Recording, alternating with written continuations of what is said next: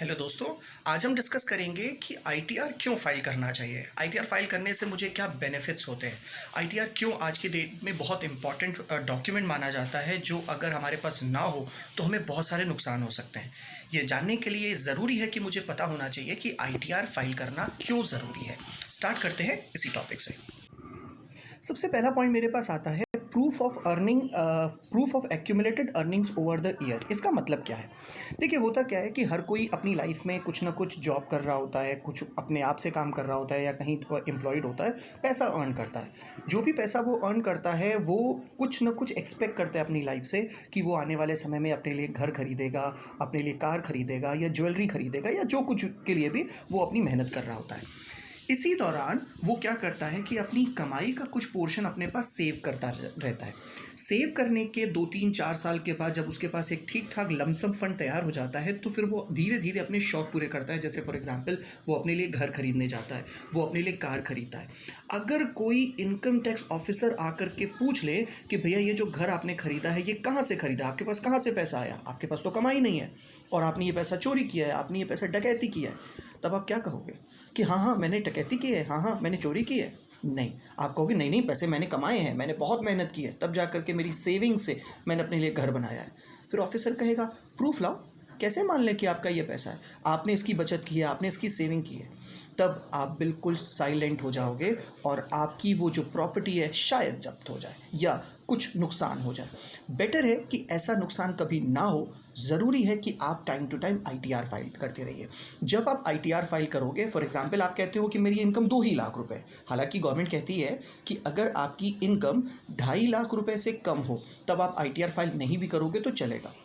पर मैं कहता हूं कि अगर आपकी इनकम 1 लाख रुपए भी है तो आईटीआर फाइल करने में क्या प्रॉब्लम है।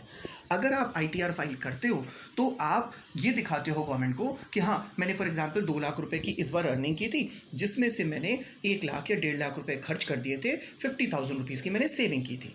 अब ये जो 50,000 की सेविंग है, पहले साल, फिर दूसरे साल, फिर तीसरे साल, ऐसे करते करते हमारे पास एक ठीक ठाक फंड इकट्ठा हो गया, जिसके बेसिस पे मैंने ये घर खरीदा है। अब अगर आप कहोगे कि मैंने 50,000 की सेविंग की है, 5 साल में 2.5 लाख रुपए का सेव हो गया, और गवर्नमेंट को कहोगे देखो 2.5 लाख रुपए का मैंने खर्चा किया, गवर्नमेंट कभी कोई ऑब्जेक्शन नहीं करेगा। आप 2.5 लाख की सेविंग में दिखाओगे मैंने 10 लाख रुपए का खर्चा कर लिया, ऑफिसर पूछेगा भैया ये कैसे? जब आपने कमाया है लाख रुपए, 1.5 लाख रुपए, 2 लाख रुपए, आप 50,000 रुपए की बचत करते हो और उससे आप 10 लाख रुपए का खर्चा कैसे कर ले रहे हो? तो प्रॉब्लम आ जाएगी। तो बेटर है कि आप सही इनकम जो भी हो अपनी, उसके बेसिस पे अपना आप आईटीआर फाइल करते रहो, जो फ्यूचर चल के लिए आपके लिए एक बेनिफिशियल हो जाएगा।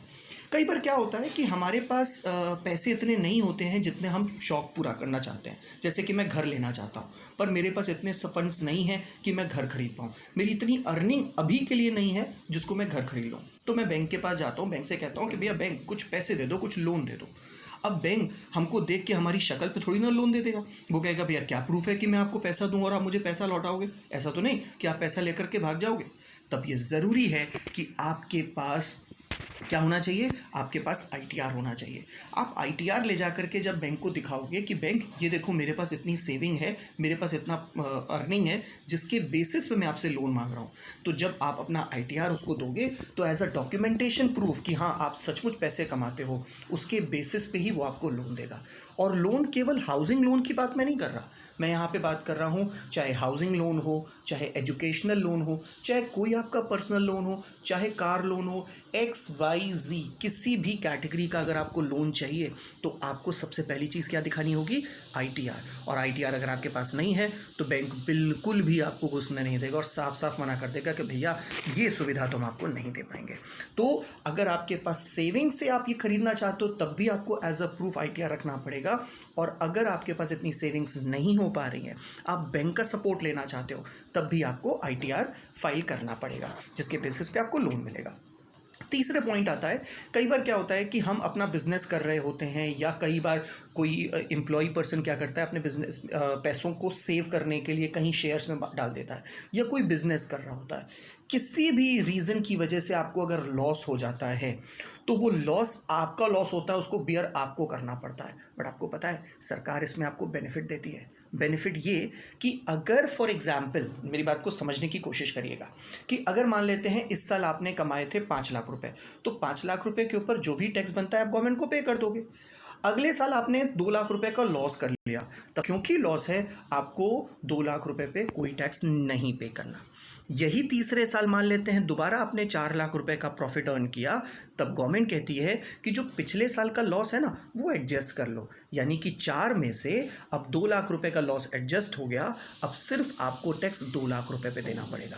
यही अगर आपने आईटीआर फाइल नहीं किया होता तो जो 2 लाख रुपए का लॉस हुआ था वो तो साल कोई बात नहीं, आपने टैक्स नहीं पे किया, लेकिन अगले साल फिर आपको 4 लाख के ऊपर टैक्स पे करना पड़ता। तो अगर आपने आईटीआर फाइल किया था तो आपने उस लॉस को कैरी फॉरवर्ड कर लिया और अब आपको टैक्स में सेविंग हो गई। इतना ही नहीं, बेनिफिट्स तो बहुत सारे हैं। बेनिफिट क्या, मैं विदेश घूमने जाना चाहता हूँ। भाई विदेश में कहाँ जाना चाहते हो? मैं अमेरिका जाना चाहता हूँ, मैं ऑस्ट्रेलिया जाना चाहता हूँ, मैं ब्रिटेन जाना चाहता हूँ, मैं बड़ी बड़ी कंट्रीज़ में जाना चाहता हूँ। तो भैया वहाँ जाने के लिए वीज़ा लगता है, और वीज़ा के काम को बहुत आसान बना देता है हमारा आईटीआर। इन फ्यूचर कभी भी आप चाहते हो कि मैं विदेश कहीं घूमने जाऊँ जिसके लिए मुझे वीज़ा की ज़रूरत है, ऑल्दो मुझे नेपाल जाना है या ऐसी बहुत सारी ऐसी कंट्रीज़ हैं जहाँ पे वीज़ा की रिक्वायरमेंट नहीं होती है, बट बहुत सारी डेवलप्ड कंट्रीज़ में आपको वीज़ा रिक्वायर्ड होता है, और उसके लिए ये बहुत इंपॉर्टेंट है कि आपके पास आईटीआर फाइल होना चाहिए। वो आपसे आईटीआर इनकम प्रूफ मांगेंगे, भैया इतने सक्षम हो कि अमेरिका घूमने जा रहे हो, तो पैसा होना चाहिए, तो आईटीआर आपका फाइल होना चाहिए। नेक्स्ट और एक बहुत इंपॉर्टेंट बात आता है कि भैया मैं जॉब करता हूँ। अगर मैं जॉब करता हूँ तो जिस कंपनी जिस ऑर्गेनाइजेशन में जॉब करता हूँ वो ये प्रूफ है कि हाँ मैं सचमुच आपके यहाँ जॉब करता हूँ और मैं पैसे कमाता हूँ।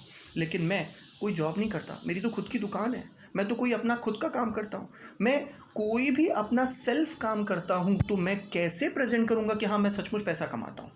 तो सेल्फ एम्प्लॉयड पर्सन के लिए ये एक बहुत बड़ा टूल है। भैया अगर मेरे पास आईटीआर है, मैं कोई बिजनेस, मैं कोई जॉब की जगह अगर अलावा कुछ और करता हूँ, तो मैं आईटीआर शो करके कह सकता हूँ कि हाँ मैं भी पैसा कमाता हूँ। मैं भी कितना पैसा कमाता हूँ इसका प्रूफ मैं किसी के सामने भी रख सकता हूँ जब भी रिक्वायर्ड होगा। नेक्स्ट इंपॉर्टेंट बात आती है, कई बार क्या होता है कि जब हम कहीं जॉब कर रहे होते हैं या कहीं हमारा पैसा बैंक में जमा होता है या कहीं पे भी कोई सामने वाला पर्सन मुझसे टैक्स चार्ज कर लेता है, और जब मुझसे टैक्स चार्ज करता है तो मैं शॉक हो जाता हूँ, अरे भैया क्यों टैक्स चार्ज किया है, मैंने ऐसा क्या किया जो आपने मुझसे टैक्स चार्ज किया? परेशान होने की ज़रूरत नहीं है। जब आप आईटीआर फाइल करते हो, जो टैक्स आप पे करके आए हो उस टैक्स का आप रिफंड ले लो।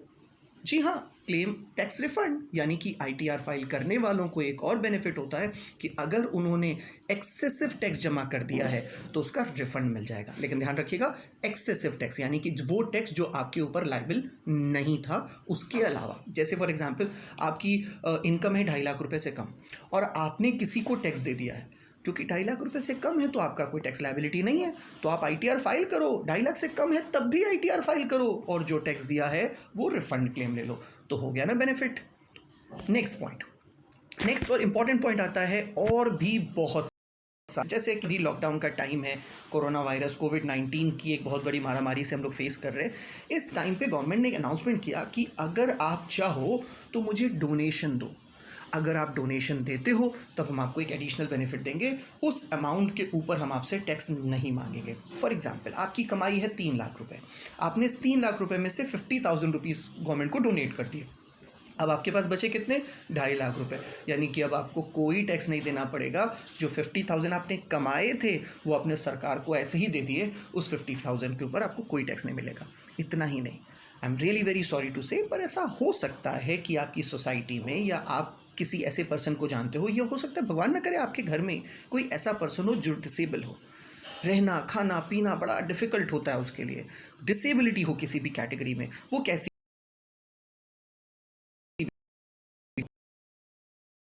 सीवियर डिसेबिलिटी है तब भी।